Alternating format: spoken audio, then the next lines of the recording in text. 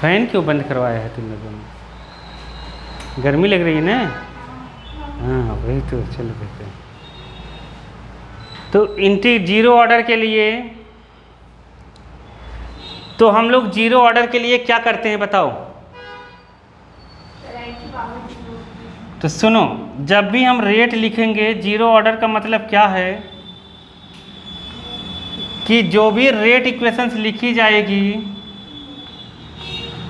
उसमें कॉन्सेंट्रेशन जो भी लोगे रिएक्टेंट का, उसकी पावर कितनी लिखनी है? 0। मतलब ये कॉन्सेंट्रेशन पे डिपेंड ही नहीं करेगा। आ गया समझ में कि नहीं आया? यहाँ हमने रेट इक्वेशंस लिखी रेट लॉ से, लेकिन कॉन्सेंट्रेशन क्या रखेंगे? 0। और उसके पहले ही हम लोग डिफरेंशियल इक्वेशंस पढ़ चुके हैं। मैंने बताया था डिफरेंशियल इक्वेशंस, तो रेट की जगह क्या होता है? dr/dt, ये डिफरेंशियल इक्वेशंस होता था, हम लोग पढ़ चुके। इसकी वैल्यू 1 होगी। आर नॉट किसी भी पावर की वैल्यू कितनी होती है? 1, ये भी पढ़ चुके थे हम लोग। ये रेट एक्सप्रेशन है, रेट इक्वेशन है किसके लिए? जीरो ऑर्डर रिएक्शन के लिए रेट इक्वेशन है। समझ गए कि नहीं? क्या है? रेट इक्वेशन है फॉर जीरो ऑर्डर रिएक्शन।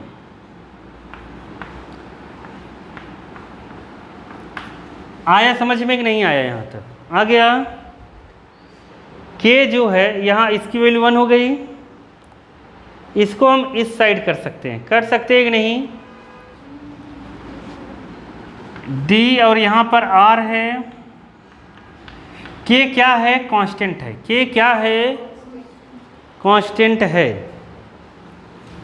और यहाँ पर कौन सा कांस्टेंट है? के रेट कांस्टेंट, ये भी पढ़ चुके हैं हम। के क्या है? यहाँ पर रेट कांस्टेंट है। ये सब चीज़ें हम पढ़ चुके हैं पहले ही। अब इस माइनस को उस साइड कर दो, तो dr = -k/dt। ठीक है, समझ गए? अब हम लोग लगाएंगे इंटीग्रेशन। डी है ना, तो क्या लगाएंगे? इंटीग्रेशन लगाएंगे। समझ गई? तो किसी टाइम के लिए इंटीग्रेशन लगाएंगे, तो यहाँ इंटीग्रेशन का साइन लगाओ। कहा है ना इंटीग्रेटेड रेट, तो इंटीग्रेशन का साइन लगा दो ऐसे। समझ गए? लेकिन अब इसकी लिमिट लगाओ। क्या लगाओ? कहाँ से कहाँ तक जा रहा है। हमने माना कि जो समय है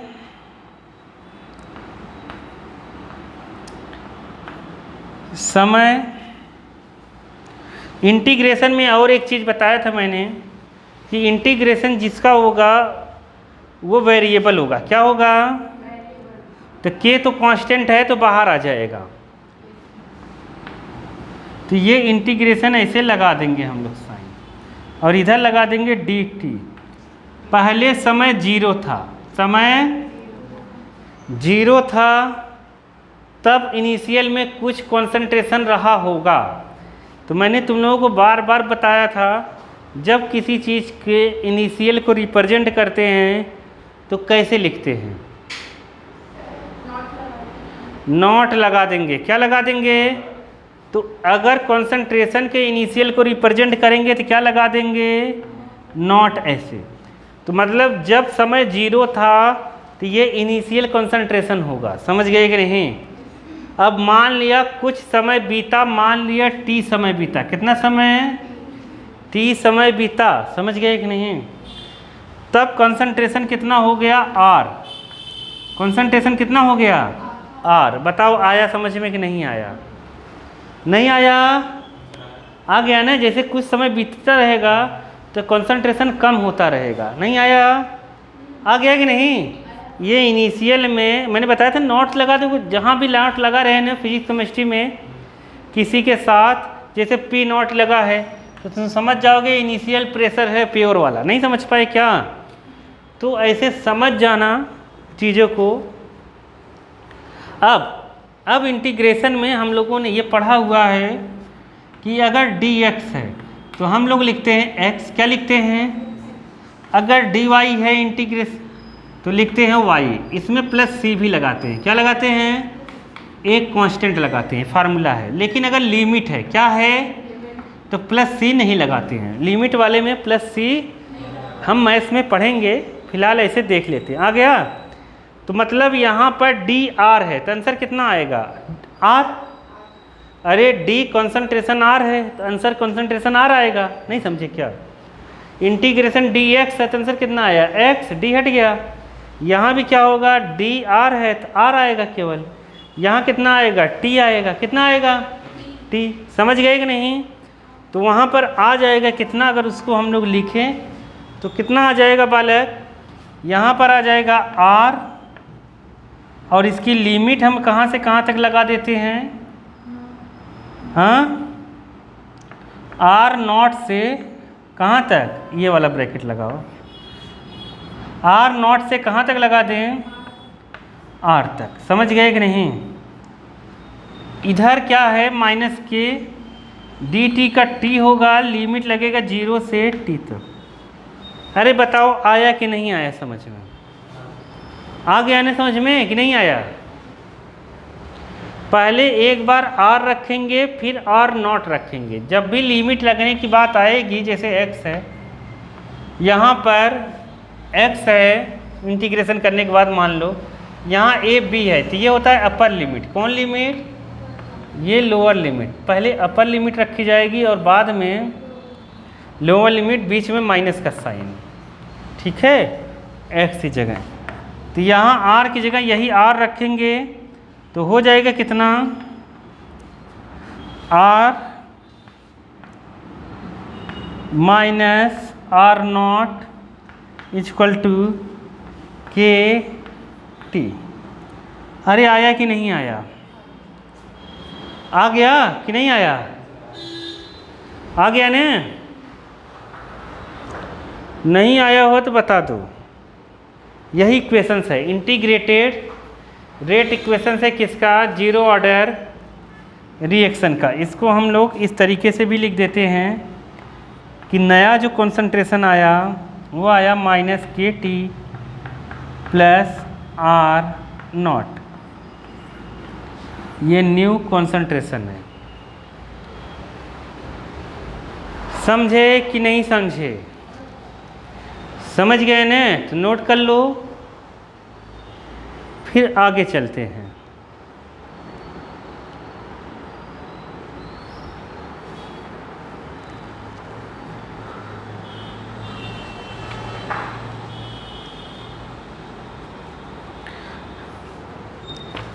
चलें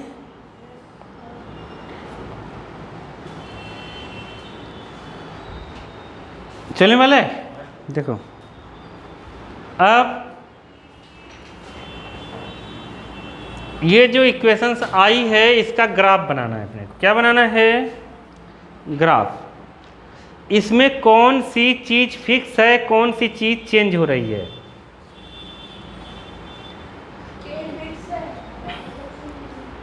के फिक्स है, आर नॉट फिक्स है। ये हमेशा अलग अलग होगा, लेकिन ये फिक्स है। और क्या फिक्स है? के। अरे इनिशियल कंसंट्रेशन तो फिक्स रहेगा ना, टी भी वेरिएबल है। तो ये इक्वेशंस हो गया y equal to m x plus c. किसका हो गया? y equal to m x plus c का, क्लास 11 से। तो यहाँ पर y हो गया r k t plus r naught c constant होता है। सी जो है इंटरसेप्ट, सी जो है ना इंटरसेप्ट है एट वाई एक्सिस। किस पर है? वाई एक्सिस पर। और m जो है स्लोप है। m क्या है? स्लोप है स्लोप, और ये स्लोप जो है वो माइनस के है। क्या है? तो हम जब ग्राफ बनाएंगे टी और कॉन्सेंट्रेशन में, तो यहाँ पर लिखेंगे टाइम टी, और इधर लिख देंगे क्या?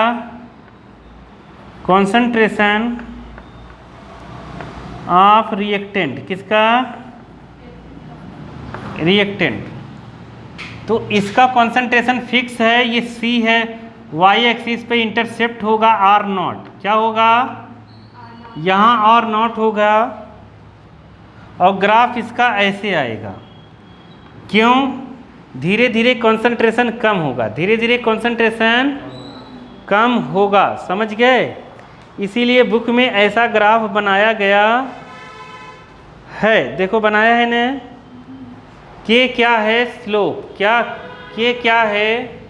स्लोप, वो भी माइनस में। किस में है? माइनस में। समझ गए कि नहीं? इसका स्लोप जो है, स्लोप वो है नेगेटिव। क्या है? नेगेटिव। नहीं आया क्या? आ गया? तो नेगेटिव स्लोप रहता है तो ऐसे ही रहता है। यही है अपना ग्राफ इसका।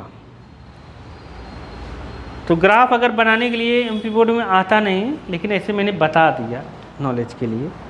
सीबीएसई में तो कुछ भी आ जाता है।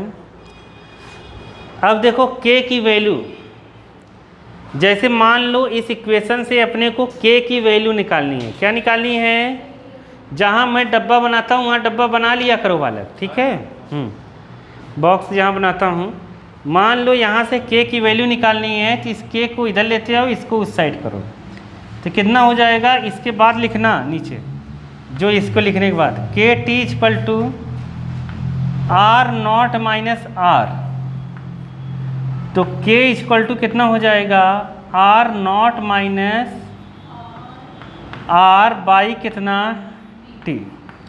ऐसे हम रेट कांस्टेंट निकाल सकते हैं। क्या निकाल सकते हैं? Rate constant. समझ गए?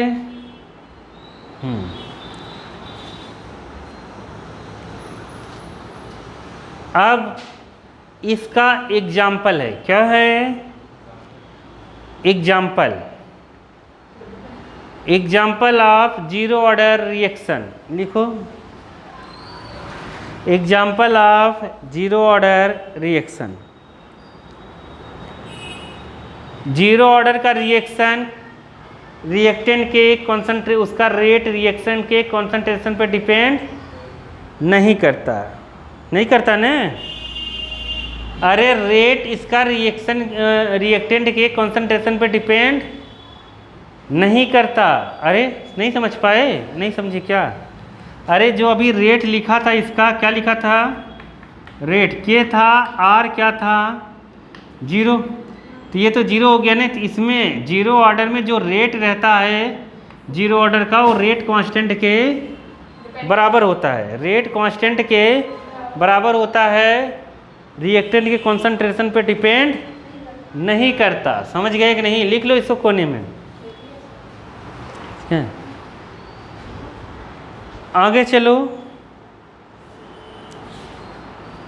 नहीं लिख लो, इसको अलग से लिख लो। कॉन्सेंट्रेशन पे डिपेंड नहीं करता, ऑब्जेक्टिव में आ जाता है। ठीक है, चलो आगे चलें। क्या लिखना है?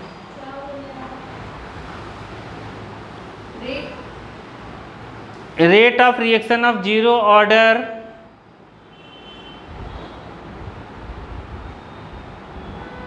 Does not depend concentration of reactant. ऐसे लिख सकते, अपने मन से कुछ भी लिख दिया करो। समझ गए कि नहीं? डिपेंड नहीं करता कॉन्सेंट्रेशन ऑफ रिएक्टेंट पर। अब इसीलिए रेट जो होता है उसका किसके बराबर होता है? रेट कांस्टेंट के। Rate of zero order reaction always equal to rate constant. अगर रेट कांस्टेंट दिया है तो वही उसका क्या होगा? रेट। नहीं समझे? चलो आगे चलते हैं। समझ गए? मैंने क्या बताया था? Example of zero order reaction. तो लिखो द डीकम्पोजिशन ऑफ गैसियस लिखो, the decomposition of gaseous ammonia, bracket में NH3 लिख लो, अमोनिया ब्रैकेट में NH3 लिख लो, ऑन अ हॉट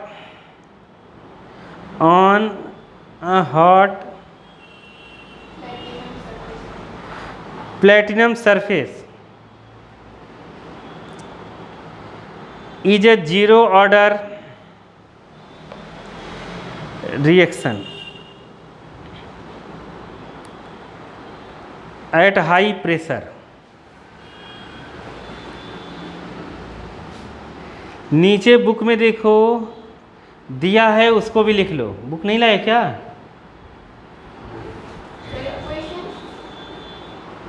नीचे इक्वेशन दी है ना बुक में, 2NH3 क्या दिया हुआ है वही लिख लो, 2NH3 N2H2,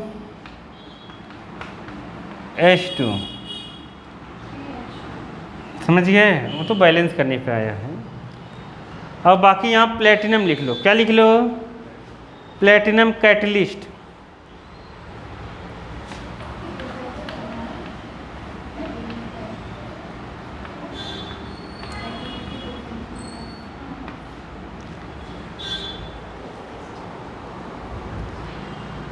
तो सुनो, नीचे रेट दिया हुआ है, उसका रेट जब इसका लिखेंगे एक्सपेरिमेंटली तो यहाँ आता है NH3 के, NH3 के क्या है? रेट कांस्टेंट पावर 0, तो इसलिए इसका रेट हो जाता है के। अब चीज़ों को समझना, तो देखो लिखा गया है बुक में कि जीरो ऑर्डर रिएक्शन हर समय प्राप्त नहीं होता, कुछ स्पेशल कंडीशन के साथ ही प्राप्त होगा। किसके? कुछ स्पेशल कंडीशन के साथ ही अपने को मिलेगा। जब कैटलिस्ट हम लोग क्या करेंगे, मतलब कोई भी मेटल कैटलिस्ट के ऊपर या रेड हॉट कैटलिस्ट के ऊपर, रेड हॉट मेटल के ऊपर हम लोग गैस फ्लो कराएंगे। क्या कराएंगे? गैस हाई प्रेशर पर, तो वहाँ पर कंसंट्रेशन में चेंज नहीं आता है, इसलिए वो डिपेंड नहीं करता है। होता क्या है कि जब हम यहाँ पर ऐसे अमोनिया गैस बहुत सारा है, यहाँ पर ये मेटल की सरफेस है, ये मेटल है, यहाँ पर हम प्रेशर लगाते हैं तो जो NH3 है वो इसके सरफेस पर डिकम्पोज होने लगती है। क्या होने लगती है? लेकिन इसके सरफेस पर NH3 का कॉन्सेंट्रेशन कम नहीं होता है। क्या नहीं कम होता? NH3 का कॉन्सेंट्रेशन कम नहीं होता है। सुनना ही नहीं है तुम लोगों को, समझ गए? तो NH3 का कॉन्सेंट्रेशन इसके सरफेस पर मेंटेन रहता है। जो डिकम्पोज होता है वो प्रोडक्ट बन के हट जाता है और मेंटेन होता रहता है, इसलिए ये कंसंट्रेशन पर डिपेंड नहीं करता। तुम लोग समझे नहीं? दूसरा अगर रिएक्शन होता तो मिल के एक नया प्रोडक्ट बनाता तो कंसंट्रेशन कम हो जाता। इसमें इसके सरफेस पर जब प्रेशर डालते हैं तो अमोनिया लगातार इसके सरफेस पर उतना ही बना रहता है जितना पहले था, इसलिए कंसंट्रेशन पर डिपेंड ही नहीं कर रहा है ये रिएक्शन। ऐसा लिखा गया है। ये सब नहीं समझ पाते बच्चे, लिखा भले से गया है बुक में, लेकिन ये जब पेपर में आ जाता है तो बच्चे कर भी नहीं पाते हैं। ठीक है, अंदर से क्वेश्चन अगर आएगा, केवल ऊपर ऊपर से ये पढ़ लेते हैं। एग्जाम्पल याद हो गया NH3 वाला, ये जीरो ऑर्डर का है। ठीक है, तुमसे पूछेगा जीरो ऑर्डर रिएक्शन क्या है, तो तुम क्या लिखोगे? विच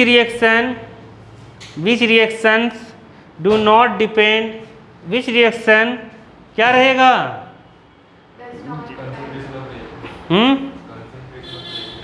कंसंट्रेशन ऑफ रिएक्शन, क्या रिएक्टेंट?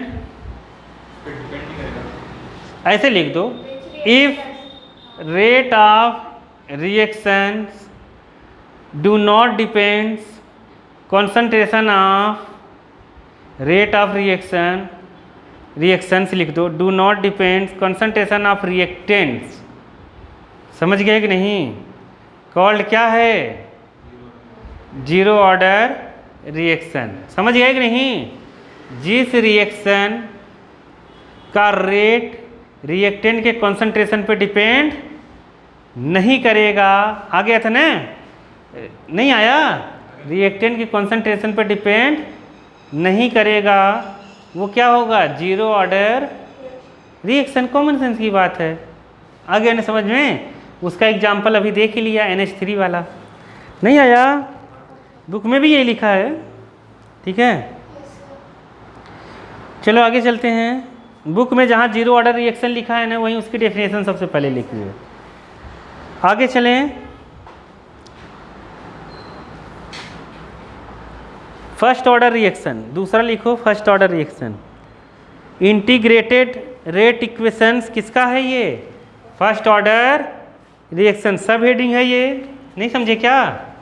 अरे पहला हेडिंग क्या डाले थे? हाँ, तो उसमें एक सब हेडिंग पहला डाला होगा जीरो ऑर्डर रिएक्शन का, दूसरा क्या डालो? फर्स्ट ऑर्डर रिएक्शन का। ये क्या है? इंटीग्रेटेड रेट इक्वेशन, समझ गए? फर्स्ट ऑर्डर में क्या रहेगा? अगर रेट ऑफ रिएक्शन किसके प्रोपोर्शन में हो? रेट ऑफ रिएक्शन किसके प्रोपोर्शन में हो? Concentration with power, concentration of reactant with power कितना? कितने पावर के साथ होनी चाहिए? एक। पावर कितनी होनी चाहिए? एक होनी चाहिए, समझ गए कि नहीं? यही है बालक, वही इधर ही है, इधर वो फर्स्ट ऑर्डर है, पावर एक होनी चाहिए, समझ गए? तो हम लोग दूसरा इंटीग्रेटेड रेट इक्वेशन लिखेंगे फर्स्ट ऑर्डर रिएक्शन के लिए।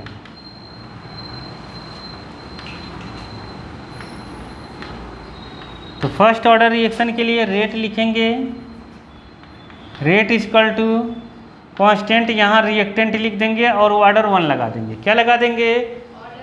1। रिएक्टेंट की पावर कितनी होनी चाहिए? 1। नहीं आया क्या समझ में? नहीं आया? आ गया? तो प्रोपोर्शन में पहले बुक में पहले ही लाइन में डेफिनेशन लिखी गई है, आएगा समझ में? अब अगर रिएक्टेंट से प्रोडक्ट बन रहा है तो के लिए ये है बालक कंडीशन। अब आगे अगर हम चलें तो रेट को क्या लिखेंगे? इसके पहले वाले जीरो ऑर्डर में क्या लिखा था? dr बाई, तो ये कितना हो जाएगा? हो जाएगा, समझ गए ना? कहाँ नॉट आएगा?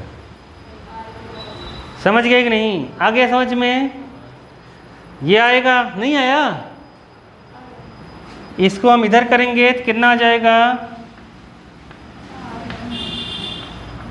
इक्वल टू -k r, समझे कि नहीं? आ गया? और यहाँ पे क्या रहेगा? dt। अब समझो चीज़ों को, इसमें वेरिएबल कौन है? ये वेरिएबल है, ये dr के साथ ही आएगा। r किसके साथ आएगा? dr के साथ। जैसे x का इंटीग्रेशन x के रिस्पेक्ट में ही होता है, नहीं समझ पाए क्या? ऐसे ही r का इंटीग्रेशन r के रिस्पेक्ट में ही होगा। इधर आएगा तो ये हो जाएगा कितना? ऐसा।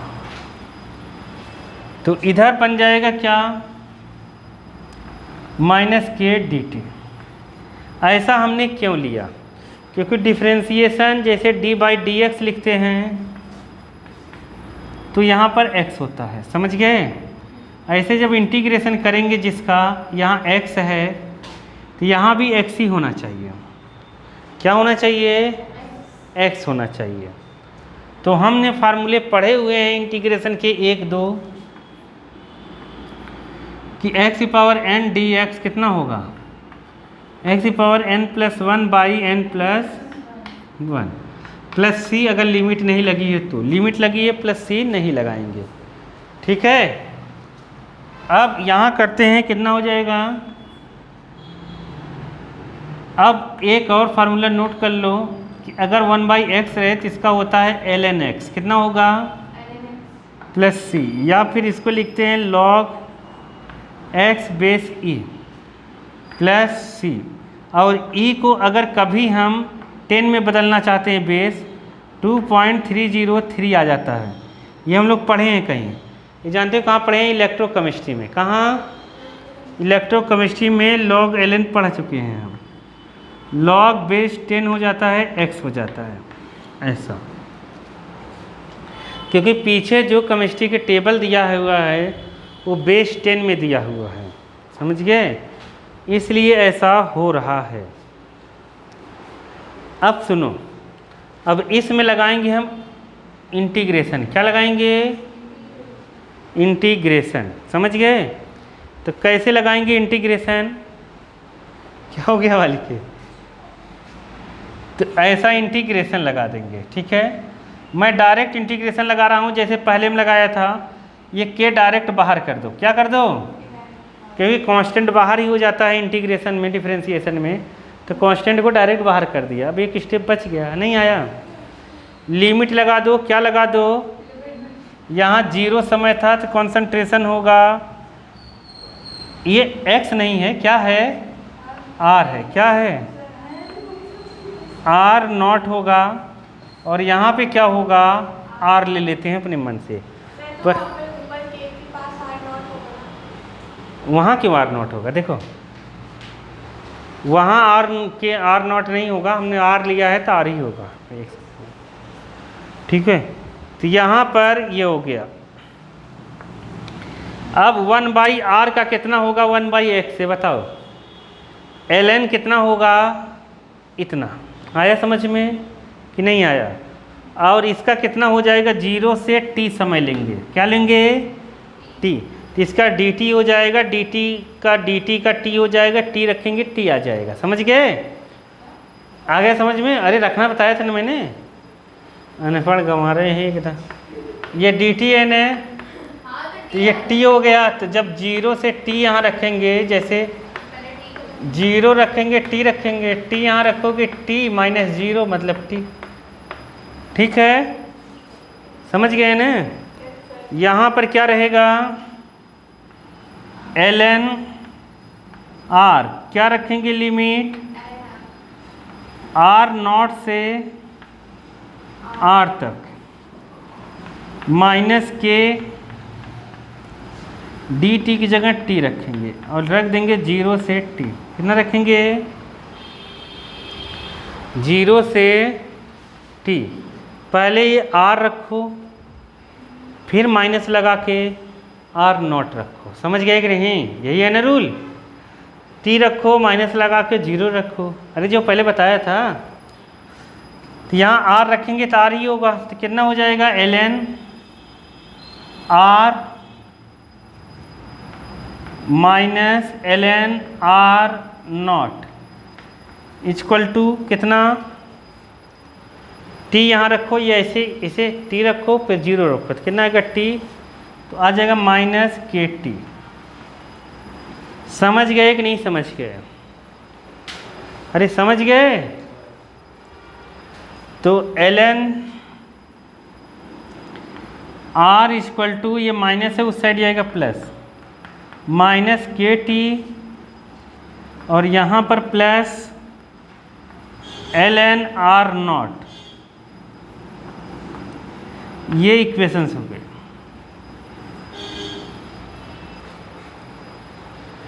समझे कि नहीं समझे। अब ये हो गया y equal to mx plus c, क्या हो गया,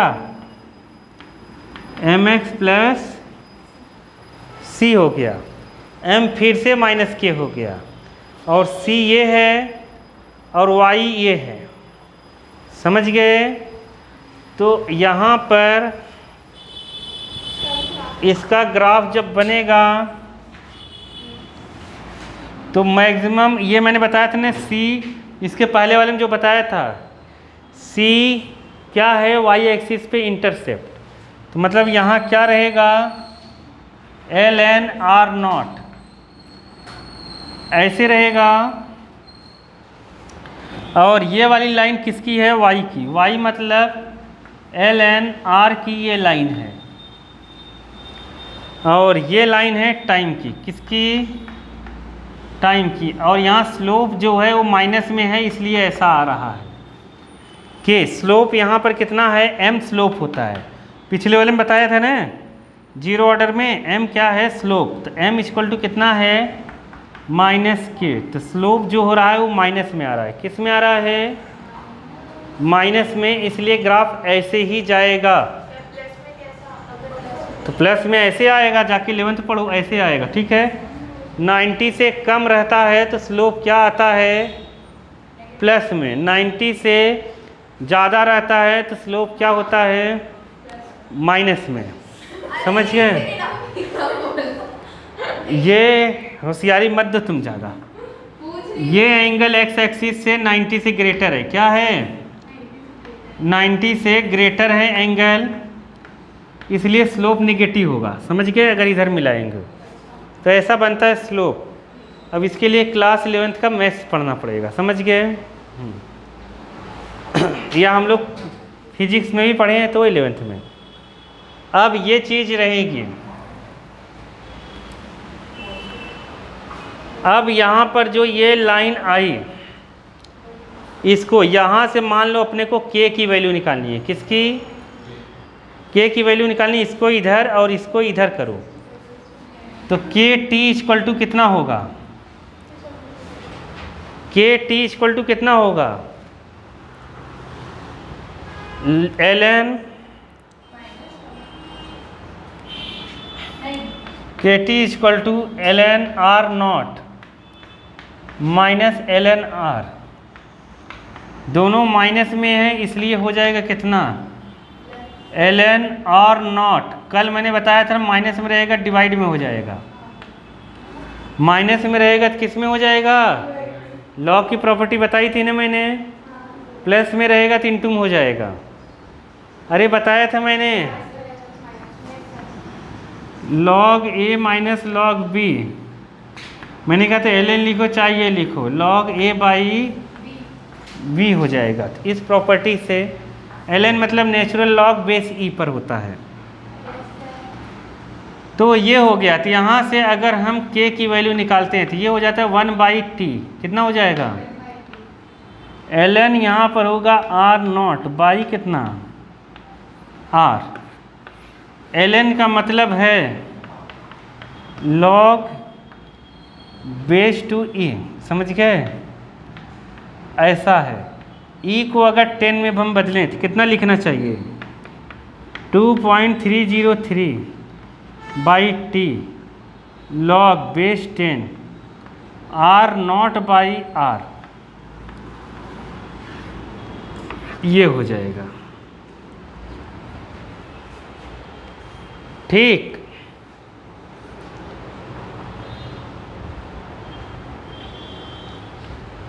समझे बाबा? अभी और करेंगे थोड़ा सा, यहाँ तक कर देना, बस हो गया। मेन इक्वेशंस यहीं तक थी। k की वैल्यू अगर निकालनी आएगी तो हम इक्वेशंस ये यूज करेंगे। किसके लिए? k की वैल्यू के लिए। एक इक्वेशंस और इसकी बनती है, उसको भी देख लो। उसको भी बुक में निकाला गया है तो उसको भी हम देख लेते हैं।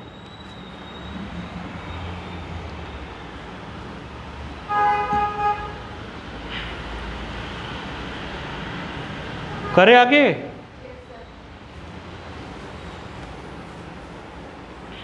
देखो, अगर हम इसको इधर ले आ रहे हैं, ये आर नॉट है, इसको हम अगर इधर ले आए तो कितना बनेगा? ये एल एन आर। इसके बाद लिखना, इसके बाद, समझ गए? इसके बाद ऐसे लाइन बढ़ा सके तो समझ गए? फिर लिखना l n r minus l n r naught equal to minus k t. ये दोनों माइनस में है तो क्या हो जाएंगे? अपॉन में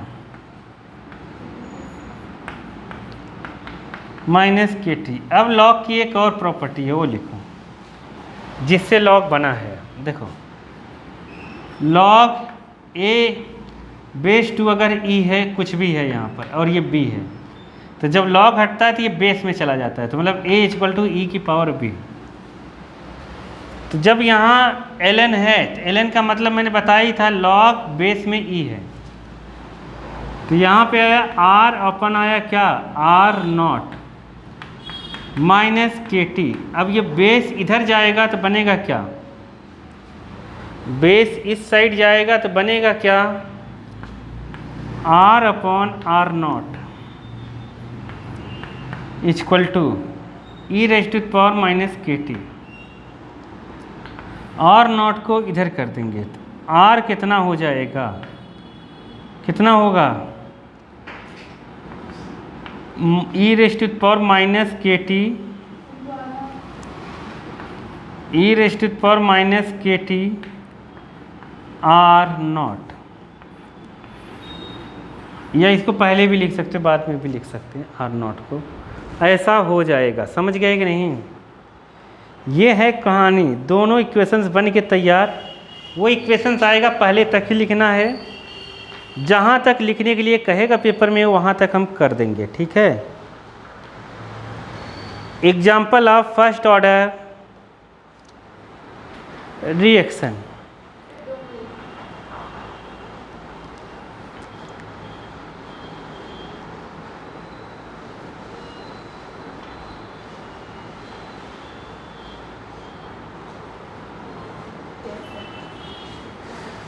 hydrogenation of ethane, ethene, hydrogenation of ethene.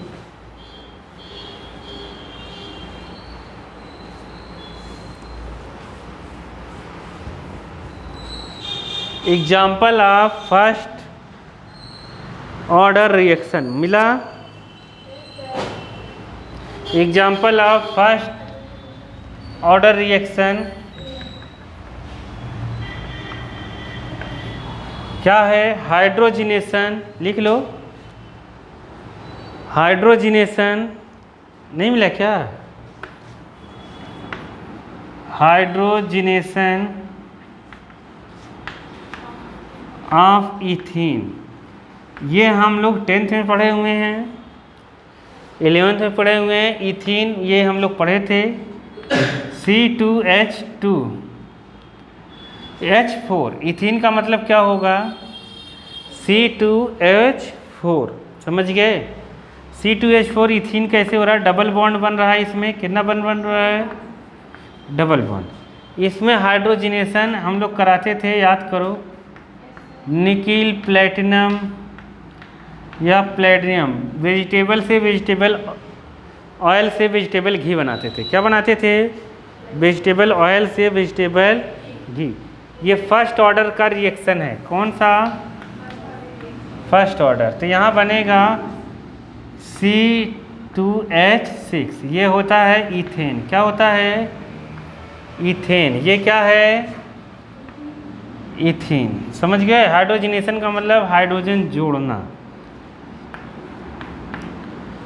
तो ये है फर्स्ट ऑर्डर का रिएक्शन का एग्जाम्पल। तुमसे पूछेगा फर्स्ट ऑर्डर रिएक्शन क्या है, समझ गए, तो हम लोग लिख देंगे जिस रिएक्शन का रेट रिएक्टेंट के कॉन्सेंट्रेशन के पावर 1 पर डिपेंड करता है। नहीं समझ पाए क्या, पावर 1 हो, वो क्या कहलाएगा, फर्स्ट ऑर्डर रिएक्शन। तो इसका रेट लिखो, तो रेट इक्वल टू के इक्वल C2H4 पर डिपेंड करता है, इसलिए इसका ऑर्डर हो गया कितना, 1। यहाँ पे 1, समझ गए, इसलिए ऑर्डर कितना हो गया, 1। नोट में लिखो, बहुत इंपॉर्टेंट है ये। क्या हो गया, कुछ तो हुआ है, लिखो।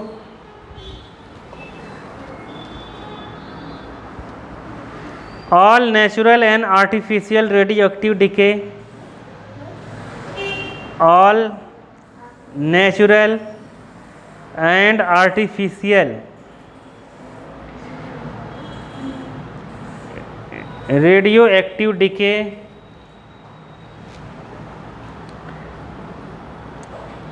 Of unstable nuclei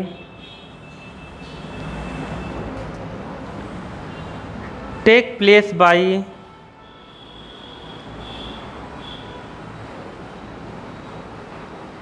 first order kinetics.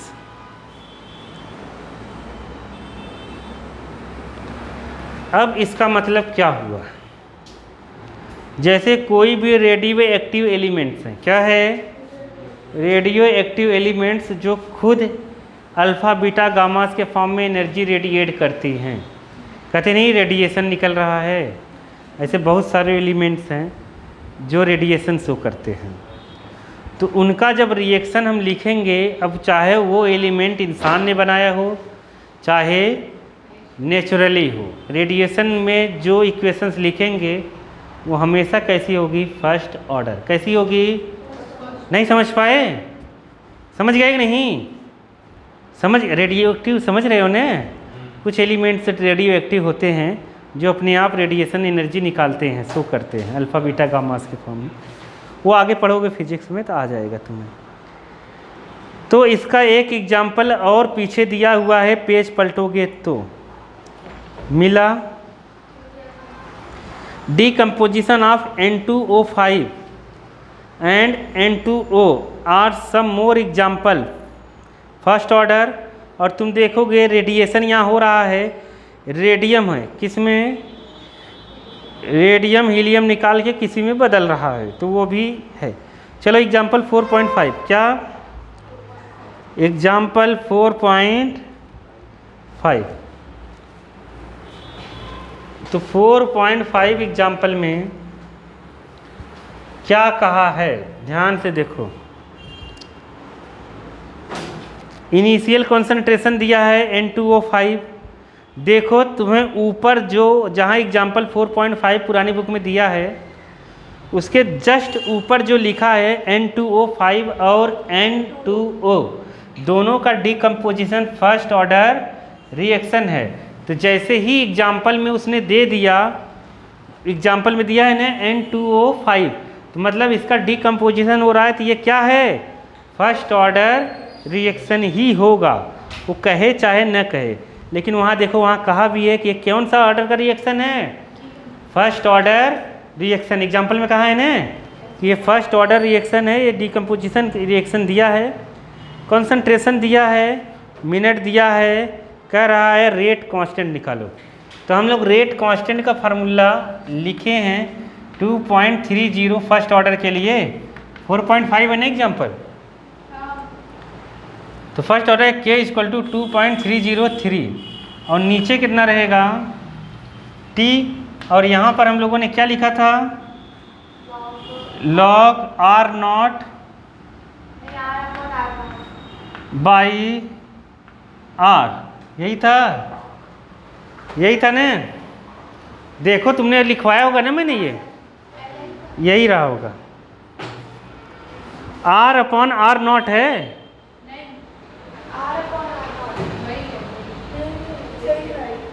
हाँ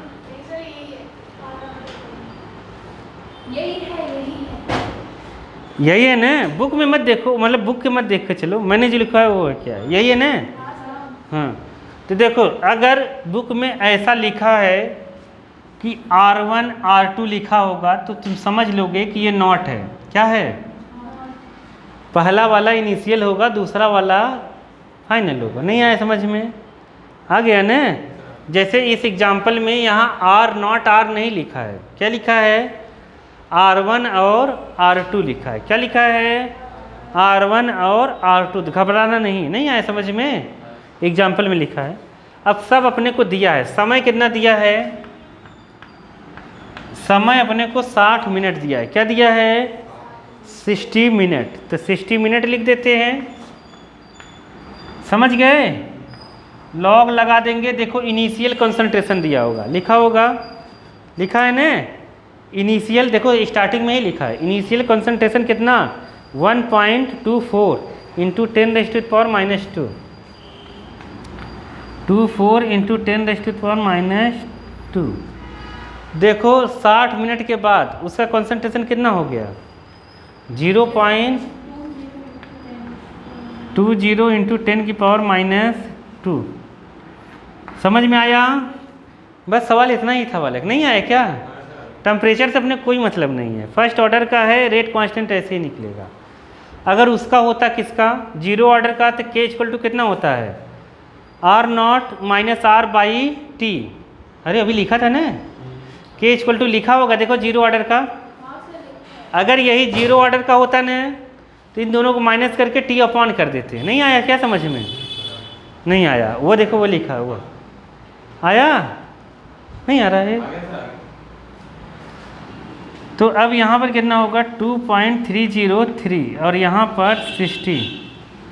इसको हम इससे क्या कर देंगे, काट देंगे पॉइंट से।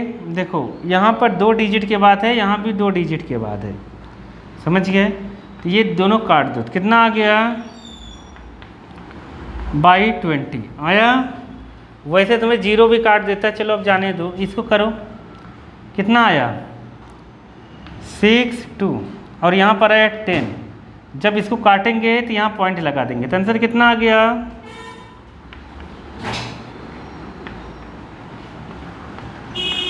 आंसर आया log 6.2।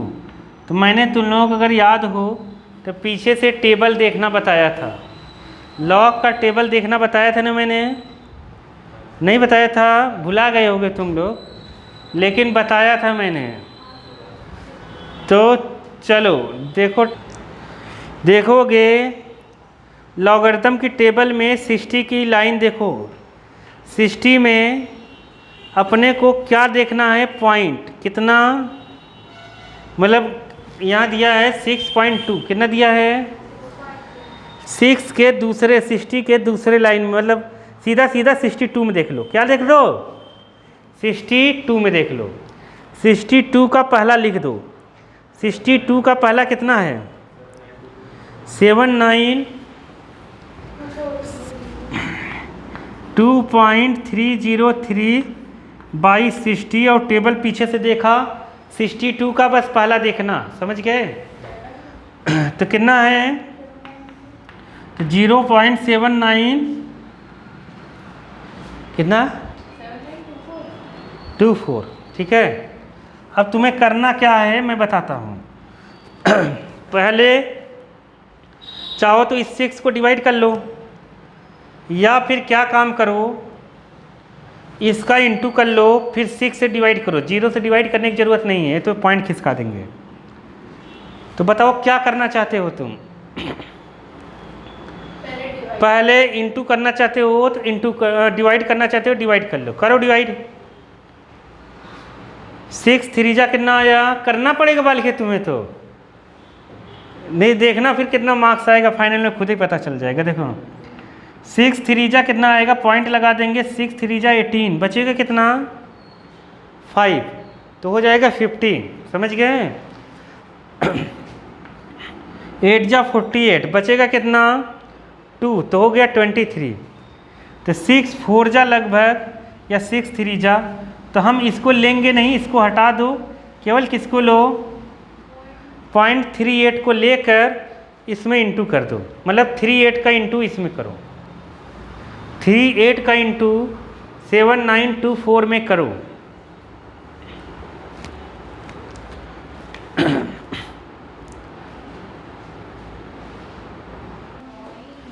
इसमें पॉइंट कितने डिजिट के बाद लगाएंगे, इसका और इसका इंटू करने पर आया ये, तो 4 डिजिट इधर और 2, ये तो करा नहीं ना, 3 का नहीं इंटू करा है ना, तो 4 इधर और 3 इधर, 6, तो 4 2 6, 6 डिजिट के बाद पॉइंट लग गया, और नीचे 10 पहले से है, अरे 6 से काटा था ना इसको, तो नीचे 10 आया था, तो ये 10 का जब ये काटेंगे तो 1 0 और रह जाएगा, तो अप्रॉक्सीमेट में आंसर देखोगे बुक का मैच हो जाएगा। नहीं समझ पाए? तो इतना पॉइंट के बाद नहीं देखते हैं हम लोग, बुक में यहाँ पर 4 दिया है, क्योंकि हम लोगों ने 3 हटा दिया था। क्या हटा दिया था? 3 हटा दिया था इसलिए ऐसा आ गया, तो अपने लोग इतना भी आंसर लिख देंगे तो मार्क्स मिल जाएगा। नहीं था समझ आए? समझ गए? वहाँ पर एक्चुअली में इसका वैल्यू दी रहेगी, किसकी वैल्यू? log 6.2 की वैल्यू दी रहेगी पेपर में, नहीं तो बच्चा कैसे करेगा? अरे आया कि नहीं आया? हाँ तो तब कहाँ से करोगे? तुम इतना साइंटिस्ट तो कर लोगी। हाँ